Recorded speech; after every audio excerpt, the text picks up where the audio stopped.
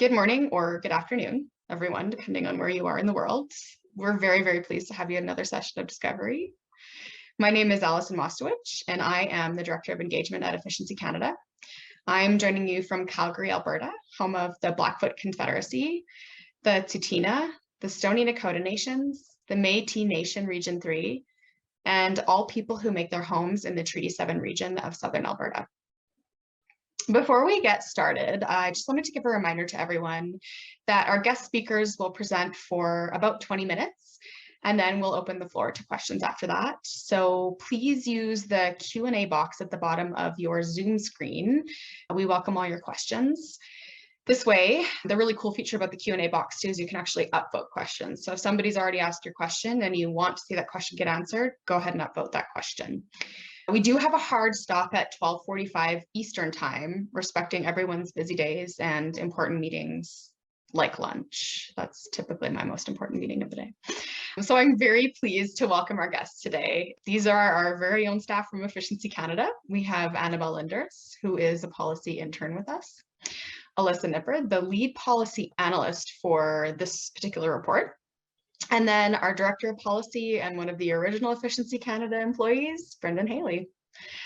So I'm really looking forward to hearing about what you have all found out about where we stack up and what we can learn from different jurisdictions about energy efficiency. So with that, please welcome me in joining Alyssa, Annabelle, and Brendan, and I'll pass it over to you guys to give us your presentation. Thank you. Awesome, thanks, Allison. So welcome everyone. Thanks so much for joining us today. As Allison mentioned, my name is Alyssa, and I'm joined by my co-presenters and teammates today, Annabelle Linders and Brendan Haley. So we will soon be releasing our report, which benchmarks Canada and US energy efficiency savings and spending.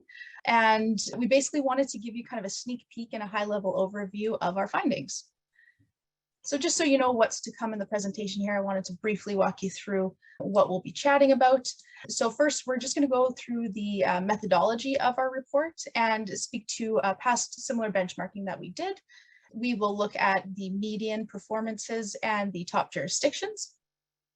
We will look at the results of the benchmarking in each metric in a little bit more detail, as well as kind of key in on what the top savers and spenders are doing. And then Brendan will take over and he's going to walk us through kind of the policy context of it all. So I will pass it over to Annabelle. Awesome, thank you. Thanks, Alyssa. I do apologize. My internet is a little bit laggy right now, so if I'm laggy, apology. So yeah, I'll go over some of the methodology for our report now, but if you'd like any more details about the methodology, we discuss it all much more in depth in the report. So make sure to check that out afterwards if you want more detail, but we'll give you a quick overview now.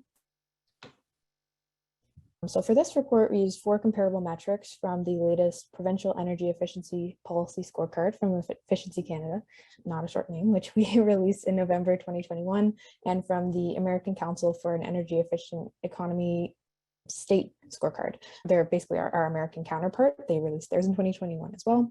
So the 4 metrics that we've chosen to use give a snapshot of program savings in 2020. Most of the data that we used came from Efficiency Canada and the ACEEE's information requests sent to state and provincial contacts, but where necessary, we use some supplemental data from publicly available databases to better align Canadian and American metrics, basically to allow for as close to a one-to-one comparability as possible. So for example, there were a few metrics we just had to change a little bit just to make them comparable. So for our fossil fuel savings metric, we added industrial natural gas consumption data to the American savings totals because that was not included in theirs, but it was included in the Canadian metric. So we just wanted to make that as close to as possible for those.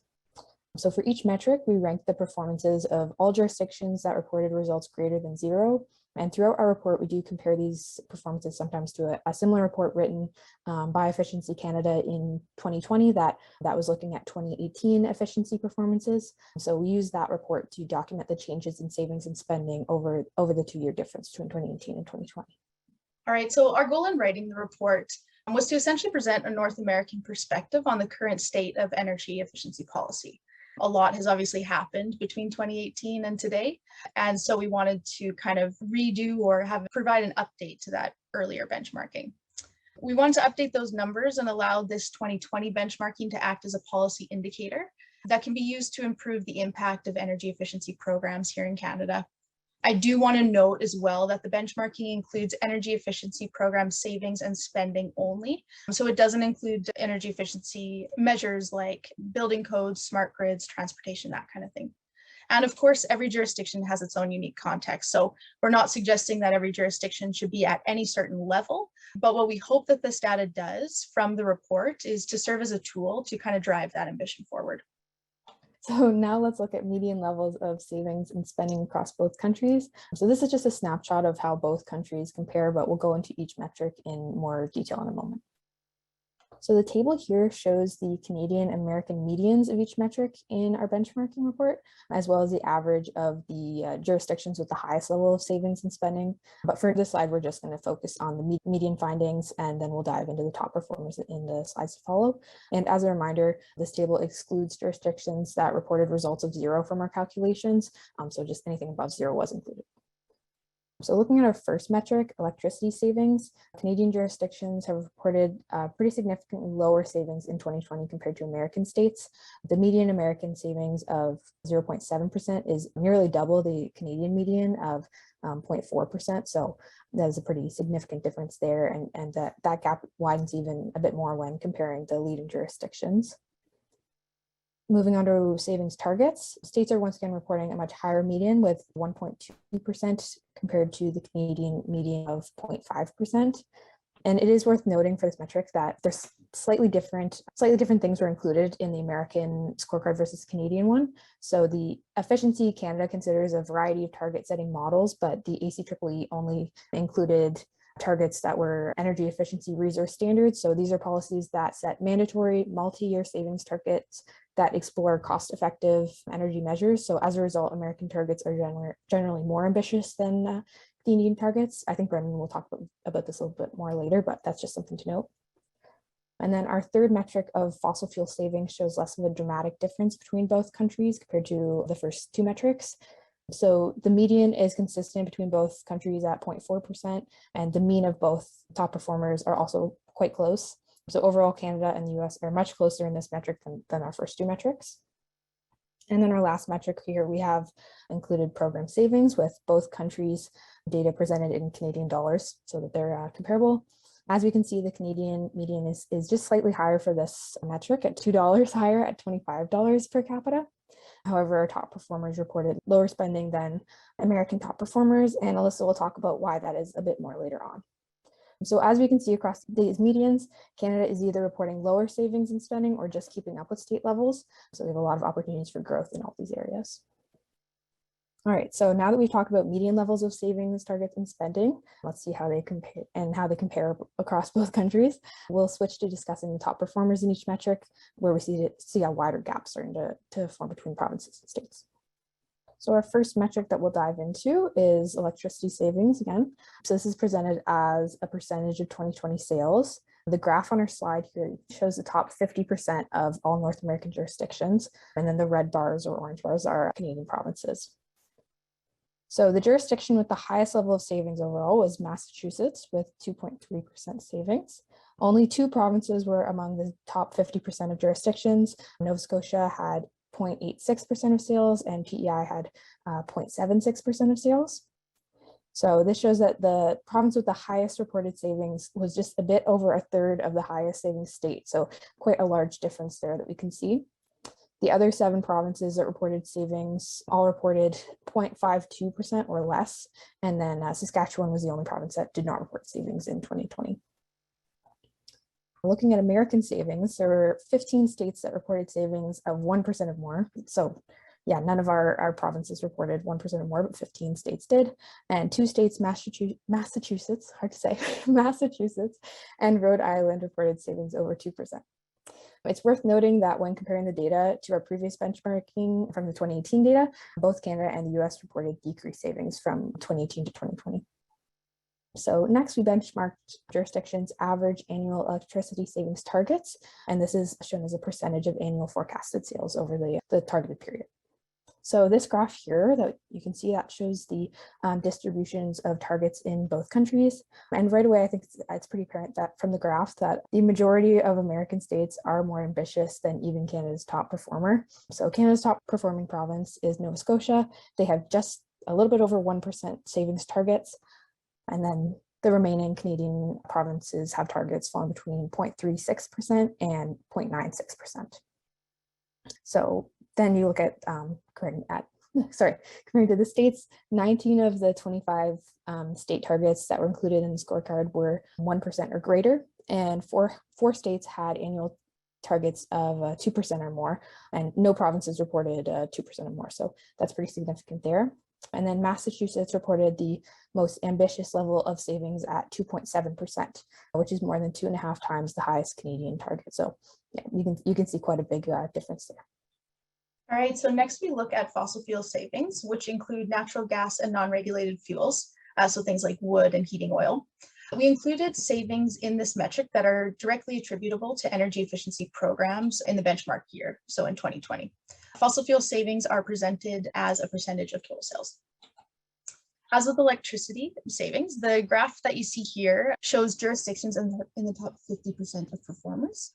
Canadian provinces are denoted in red. So one of the things to note with the 2020 fossil fuel benchmarking is that it can't be directly compared back to the 2018 benchmarking because non-regulated fuels were not included in that benchmark. But the addition of non-regulated fuels to the 2020 report has allowed for better inclusion of Atlantic provinces, since there's a bigger reliance in this region of the country on the non-regulated fuels. So looking at the numbers here, both countries achieved similar levels of savings in 2020. As Annabelle mentioned earlier in the presentation, the median level of savings for both countries was right around 0.4% of sales. The jurisdiction with the highest level of fossil fuel savings was Vermont, which saved 1.2% of sales. Meanwhile, leading provinces included Prince Edward Island and Quebec, which both ranked in the top 10 of jurisdictions. PEI recorded 0.8% of sales, and Quebec saved 0.9% of sales. So program spending gives us another indicator of the level of energy efficiency efforts across or in each jurisdiction. So whereas the saving metric measures the direct results of efficiency programs, spending metrics can provide insight on things like market transformation and enabling policies. So these are areas where it's more difficult to measure results. So the spending metric includes all fuel spending, as well as spending on education, marketing, and research activities. And here we show the jurisdictions that spend in the top 50% per capita and in Canadian dollars. As always, the red bars there denote Canadian provinces. So all provinces reported some level of spending. And as Annabelle explained earlier, the median spending in Canada is slightly ahead of the US. However, when we see as with what we've seen in the previous metrics, provinces with the highest level of spending continue to lag leading states. So in the graph, we can see that Massachusetts has the highest level of spending with $160 per capita. Comparatively, the leading Canadian provinces are PEI, which ranked 4th in spending with $100 per capita, and Nova Scotia, which ranked 10th, spending $56 per capita. So I'm going to pass it over to Brendan now, who will speak to the policy context. Great, thanks, Alyssa. Yeah, so I'm going to chat a bit about some of the policy insights we can try to draw out of this benchmarking. Of course, each jurisdiction will have its own unique context, but we can certainly look at the policies in different jurisdictions to try to help us explain why we see higher savings in some versus others. So what's called an energy efficiency resource standard. This is the big policy difference that I think drives higher savings in the leading American states. So these are mandatory long-term targets for program savings that should push a utility to do more than business as usual. And often these resource standards are informed by a planning rule, right? That requires a utility commission to invest in all cost-effective energy efficiency, which means energy savings that are lower cost than supply side options. What we see now in these leading states is also these planning rules are increasingly counting non-energy benefits of efficiency, like improved health, climate resilience, And the other big trend we see is incorporating climate goals. So things like cross-fuel savings targets, greenhouse gas emission goals, and electrification objectives. So when we look in Canada, there's really no province with a workable mandate to do all cost-effective energy efficiency. There are provinces with legislated targets. They're not necessarily informed by a particular planning rule. And nor would I say they're pushing savings above business as usual or to grow significantly. So it's these energy efficiency resource standards or targets essentially that are the one policy distinction that I think goes a long way to explaining some of the different savings levels we're seeing between some of the leading American states and the Canadian provinces. Let's talk more specifically about electricity, because this is definitely where we see a big difference in the benchmarking between states and provinces. So in the Canadian context, we've seen a lot of traditional energy efficiency program leaders like BC and Quebec in recent years. They've moderated their electricity savings programs because they've built large supply side projects that have produced electricity surpluses. But I think this context is changing, and we might see a change hopefully in future benchmarkings on this. And that's because we're promoting electrification a lot more of industries like transportation, buildings, and industrial operations. So for instance, Hydro-Quebec's latest strategic plan calls for a doubling of its electricity savings targets. When we look at this benchmarking, it actually, even by North American standards, that increase will still be relatively low. In BC, the integrated resource plan, it has an accelerated electrification scenario that's showing that BC might need to ramp up electricity savings if that province is going to meet its net zero emission and its electrification goals. So another way to do this comparison is you can kind of buddy up a province with a state. And in a blog we're going to be releasing, we've done this for a couple provinces. There's also going to be an ability for you to do your own comparison with an interactive graph that's going to be on the report website. So if we look at Ontario and then look across the border to New York, New York is ahead in all these metrics that we're tracking. Ontario's policies have capped electricity spending. There are not significant plans right now for an increase in natural gas savings. When we look to New York, they're actually having higher savings targets than what we've tracked in this benchmarking. If we look beyond 2025, New York is actually targeting 3% annual electricity savings and 1.3% savings for gas. So those are some of the highest targets we see in North America. One thing that's interesting is to promote electrification, some of those energy savings need to come from the installation of heat pumps. So if we look to Vermont and Nova Scotia, so these are two jurisdictions who have pioneered efficiency utility models in their respective countries and tend to be on the top of the list on program savings. Here again, we see Vermont their savings are driven by an all cost-effective mandate. Vermont also includes GHG targets within its program objectives. Further to that policy framework, Vermont does what's called it decouples its investor-owned utility revenues from sales to ensure that those generation utilities are aligned with the energy savings objective of its efficiency utility. That I know was recently discussed in Nova Scotia, but not implemented. So this gives you just some examples about how the numbers are almost a start. They should entice us to dig a bit deeper to look at some of the policy differences that might explain the savings and targets that we see in different jurisdictions. So to conclude, I really want to thank Alyssa and Annabelle for sorting through these numbers. And we hope that this report is an important reference for exploring energy efficiency policy wherever you might do your work, where you might engage or you might advocate. Fantastic. Thank you so much to all three of you. That was a great presentation. That's a lot of information.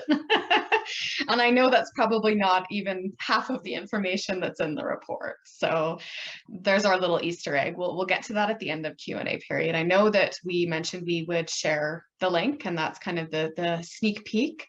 So I will provide both of the links to the report and a wonderful accompanying blog that Brendan has written at the end of the Q&A session with the password. So right now it's password protected. I will provide that, like I said, at the end of Q&A. So before we move into the Q&A periods, I just wanted to mention, some of you may know about this, some may not. So we're hosting an after party on our hub after this.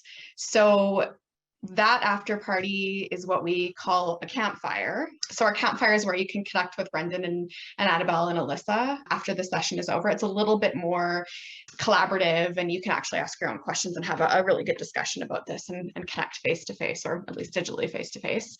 So for those of you who don't know what the hub is, it's a collaborative national project to highlight the energy efficiency sector, to help people navigate emerging and dynamic careers, and to develop necessary skills to power Canada's future. And it's also a place to connect with peers, mentors, and other professionals, which is what the campfire is meant to do. So with Q&A, a quick reminder, we only have one rule, and that is no sales pitches, and that includes statements disguised as questions. So with that, let's get going. If you haven't submitted your QA, I encourage you to submit it in the Q&A box at the bottom. All of the ones in the chat I did collect, so we'll make sure we get to those. Let's go. So let's start with the breakdown of the data. And I know some of these questions are kind of couched in the fact that we haven't released the report yet. So can you talk a little bit about the data that's actually in the report? Is there breakdowns between residential, commercial, industrial? Just talk a little bit about the data that's actually in the report and what people can expect to see there. Alyssa, did you want to start with that one? Yeah, sure, I can. So yeah, obviously the report contains a lot more information. We have some appendices that will help guide you through as well. And then in terms of like even further breaking down the numbers, we do encourage you to look at the 2021 Efficiency Canada Scorecard, as well as ACEEE's 2021 Scorecard. Those two resources will help to kind of dig deeper into the numbers if you're wanting something a little bit more than what we provided in ours. I can follow up. We've never, in the scorecard, we don't break down by, commercial, industrial, residential. We have the ability to do that. It's just that we've never, and if there's a demand for us to do that, we would love to do it, but it would take, some work and kind of be a separate project. But yeah, basically these are amalgamated energy savings across different sectors. And then Brendan, so I mentioned the blog. Did you maybe want to talk a bit about the blog and what's in that and how it supports this particular report? Yeah, so the blog was written by all of us. There's going to be some interactive elements of it, and it prevents the high level findings. If you want to dig into, the work Alyssa and Annabelle did to find the common denominators and make sure the numbers were as comparable as possible, that's more in the report. But the blog walks through some clues about some of the policies that are perhaps driving the differences we see. So it briefly talks about energy efficiency resource standards, some of the different contexts on electricity savings in Canada versus the US, and then it picks 3 provinces where we do this comparison of states you might compare themselves to. So like I said, we looked at Ontario, New York, Vermont, Nova Scotia, and then British Columbia and California. Fantastic. Thanks, Brendan. Okay, so we've had a couple questions about program administration efficiency, tax credits. So this, I think, is about what we use to actually generate the different numbers in the report. So I think it's a bit of a question and an idea kind of rolled into one. So I might just read it out and then we'll get your reactions. And Alyssa, maybe you can start again. And then if you want to pitch it over to somebody, we can do it that way. So the question is, what about program administration efficiency? So they're talking about a system of tax credits, and if it is a more efficient way to administer program spending than a system of grants, like the NRCan Green Homes program. So it's saying several Canadian media outlets have found the NRChem program is not good at getting money out the door. So I guess looking at maybe some of our program delivery and then comparing it with a system of tax credits. So Alyssa, I'm not sure if you want to tackle that one or if Brendan, you want to take a stab at it? I was gonna say, let's pass this one to Brendan. I think he can speak best to it. Okay. I mean, I don't think it would be a good idea to compare provincial energy efficiency programs that have, been in market for decades or, well over a decade now, have gone through quite rigorous evaluation and program design. I don't think it would be fair to compare that to the Greener Homes program. I think they're two different animals. I mean, I think in the States, the questioner noted that in the States, they have tax credits, but they also have energy efficiency programs. So, those two policies can obviously work, in complement. Okay. And I'll just encourage that if whoever's curious about that or has questions about that or wants some further discussion, that's exactly the point of the campfire after. So do feel free to join in and discuss that. Just Okay. on that question, I think my understanding is that I would want to triple check this, but I do not think that the numbers we see in the States include tax credits. I think it's only, utility program spending. I'd want to triple check that with my American counterparts, but that's my understanding. It's also it's also just excluding any federal policy, and that, it's exclusive to essentially provincial state policy and utilities. Right. Important context. Thanks, Brendan. Okay, so let's move on to the next question. So I think, Brendan, you did speak a little bit about this, and this question is talking about certain tactics to get us to certain electricity savings or fossil fuel savings. So this individual is mentioning heat pumps. So we talked about heat pumps. They would also like to know about electric vehicles, the geothermal effect. Was there anything beyond heat pumps that we see affecting demand for electricity?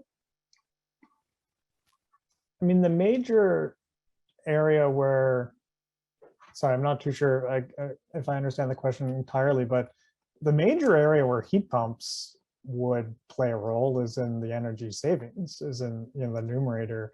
So whether that's replacing an electric resistance system with a much more efficient heat pump system, electric heat pump system, but also the way we count savings on the fossil fuel side is that if you're fuel switching towards an electric heat pump, that counts as a fossil fuel savings. So certainly some of the big, savings that you're seeing in a place like PEI, a lot of that, my understanding, is coming from, essentially electric heat pumps moving away from fuel oil or offsetting fuel oil, I should say. But yeah, in terms of, the need to consider increasing electricity savings is definitely because of very ambitious electrification goals on the transportation side, but also the heating side. One thing that we're not looking at peak demand here, but certainly strategies that can produce both energy savings, but also those peak demand savings are very critical for things like electrification of heat. Great, thanks so much, Brendan. Okay, so we have a question about targets and spending. So maybe I'll just read the question verbatim. That might provide some more context. So would it be fair to say that targets and spending are lower than the US, but our bang for the buck is lower too? So they say it seems like in Atlantic Canada, we have high spending, lower targets, and poorer results. So they're just asking for a bit of a comment on why that could be. I can take that one. I'd love to bring it up, but we actually had a graph that we were playing around with of, spending versus savings. And I mean, the correlation is fairly clear. The more you spend, the more you save. And there's not too many jurisdictions that are, huge anomalies in terms of that relationship. So I'm not too sure if I see that correlation there. I mean, in PEI, as an example, I mean, they have been, they're high spenders, but I think hopefully a lot of those savings, I'm not too sure if this is the context, but a lot of those savings are focused on offsetting fuel oil and perhaps are much deeper measures like insulation and fuel switching than you might see in, in electricity savings programs that might still be quite focused on lighting. So that could explain part of it. I mean, one of the big anomalous jurisdictions that we have to look at is actually on the other side is Quebec. Quebec on the natural gas side achieves quite high savings for what it spends. And that's largely driven by most natural gas users in Quebec are not single family residents, but are large industrial operations or commercial operations. So they can achieve, some pretty impressive energy savings with every dollar they're spending in Quebec on the fossil fuel side. Great, thank you. So we have a few more questions in the chat. Some of the questions, this might turn into a bit of a pick Brendan's brain Q&A because some of them are a little bit broader, but there is one question about why, in the data that we saw, why do the fossil fuel savings, why are they so much closer in Canada and the US compared to the electricity savings? So it seems like there's much less of a difference between fossil fuel between Canada and the US and electricity. So it's a bit more of a why question. Alyssa, did you want to tackle that one or did you want to pitch that to Brendan? Brendan, you take this one on? Sure. Yeah. I mean, I think both of you know this. I mean, I think there's a couple of reasons. I mean, the Atlantic provinces do quite well in fossil fuel savings because they're dominated by heating oil. So, but that's comparable to a province like Maine, or sorry, a state like Maine that also, has a lot of heating oil as well as, say, Vermont. So I think there's an effect there. There's strong policies that could be stronger, but I think the economics of getting off of heating oil are more prominent than the natural gas, especially in the years we looked at. But yeah, I think that there is this big distinction on electricity savings, and as I mentioned, I think we can explain why electricity savings are not as high as we see in some of the states. Because Canada has overbuilt a lot of systems. I mean, Canada has done some very large hydroelectric projects in recent years that have produced electric surpluses. A lot of them have, gone over budget and been significantly delayed. That has, there's been a deliberate policy of moderating some of those electricity savings in recent years. I think that should change.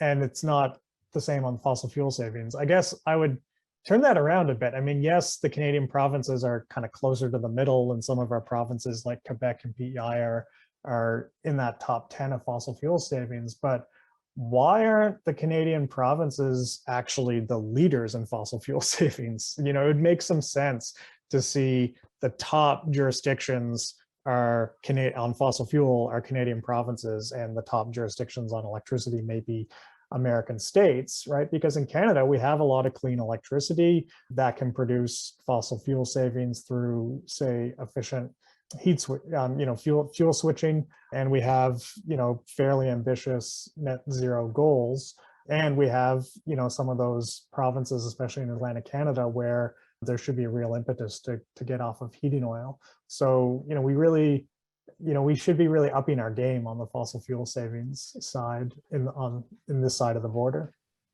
Thanks so much. Okay.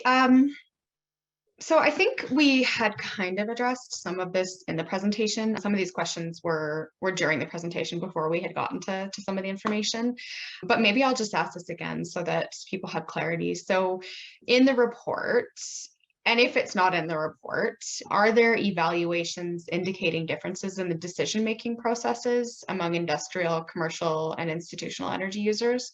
I think we already mentioned that that's not in the report, but maybe you could provide a little bit more information about where people could find that information if they're curious. And then Brendan, your pitch about ideas for what we could do with our data, maybe just talk a little bit more about that.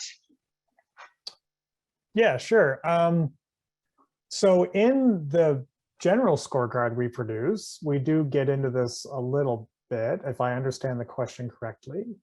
We take a pretty deep dive into energy management system policies on the industrial side in particular. And actually, so James Getty, who's also a co-author of this report, is doing some work right now, taking an even deeper dive into those policies. So So that is, it can be hard sometimes to estimate energy savings from that, but that tries to get into that system of decision making, almost that cultural change that you can see in especially maybe industrial and commercial operations. I mean, the major decision making, I suppose, we track as more policy analysts is we track those decisions that are made amongst policymakers. So that is, as we mentioned, legislated mandatory targets, things like all cost effectiveness rules, the decision making often within, utility boards, jurisdictions about why, even if there is cost effective energy efficiency savings to have, they're not being put into place, the counting of non-energy benefits of efficiency, which is increasingly important, the incorporation of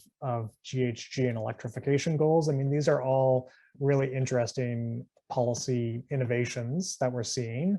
And we see a lot more of them in those leading American states right now, south of the border, which I think is, again, driving some of the findings that we see. Fantastic. That was actually a really good lead in to the last question. So this is not particularly related to the report. I think this is maybe just a question to share some thoughts. So this question was upvoted the most of any questions, but not really related. So I'm going to ask it anyways, and it just might open some interesting discussion. So, and very, very timely as well. So if the PC is reelected in Ontario, how do you see that impacting energy initiatives or policies? Any risks or opportunities? So again, very timely. That just happened yesterday. I can take that on too, unless Alyssa and Annabelle want to jump into their thoughts on the election results last night. So yeah, I think it's interesting times. As I mentioned, Ontario, some of the decisions that Ontario needs to make, especially around that electricity savings agenda, I think are fairly timely. So just before the election, the Minister of Energy in Ontario appointed I forget the exact name of it, but it was essentially a panel to look at electrification, right? So I think in Ontario, they're recognizing that electricity demand is going to be increasing just naturally. It's not too driven by policy in that province right now, but because of things like, vehicle electrification. And there's going to be a need for, as well, there's increased natural gas generation, which will create more greenhouse gas emissions, because of the refurbishment of nuclear plants and things. So I do think that the argument for ramping up again electricity savings in Ontario is going to be important when we look at potential future growing electricity demands in the province. And it does seem like the door might be open to that a little bit with this electrification panel. On the natural gas side, it's still within a hearing process of the next natural gas plan, and that has been a little bit more bumpy, and I'm not too sure where that will go, because actually the Ontario government originally released an environment plan which had quite aggressive natural gas savings targets. Actually, if we were to benchmark those targets that the original environment plan considered with this benchmarking, Ontario would be, joining some of these leading jurisdictions. However, the government, the Ontario Energy Board have kind of backed away from that. But again, I think, that hopefully there's an opportunity to revisit that and to recognize that, to really take care of people in the province and to invigorate the trades, which actually, seems like a constituency of the government. Doing things like making sure everyone has access to air conditioning is going to be really important. And a great way to do that is through heat pumps as well, So perhaps we might see some of those fossil fuel savings also increasing in the future. But it's all up to us. So write to your new member of parliament and tell them that energy efficiency is important. Thanks, Brenton. Okay, so that will take us to the last question. I've got a couple things to share, and then we would love for you to join us at the campfire. So I've left the instructions for the campfire. Well, Alyssa has left the campfire instructions up the whole time. So hopefully you had a chance to visit the link, register, and sign in. And then once you're signed in, all you have to do is click join the campfire. So the link to that is up on the screen right now. We really encourage you to join Brendan, Alyssa, and Annabelle. And that will be hosted by our wonderful hub manager, Kelsey Brazil. So she's already waiting for you in there if you want to jump over to the campfire. You may have noticed I put the link to the report and the link to the blog in the chat already. Right now, as I mentioned, they are password protected. So the password is in there as well. Hopefully everybody's had a chance to grab those, but if you miss it, just feel free to email one of us. We can send that information over, not a problem at all. And then the final thing is this was recorded. So you can expect to see this recording on our website, probably in about a week, I would give it. And other than that, read the report, read the blog. We've got some really cool Tableau tables, and we really hope to see you in the campfire in just a moment. So let us know if you need a hand getting over there. And thank you for joining us today. We really appreciate your attendance at Discovery. Hope to see you again soon.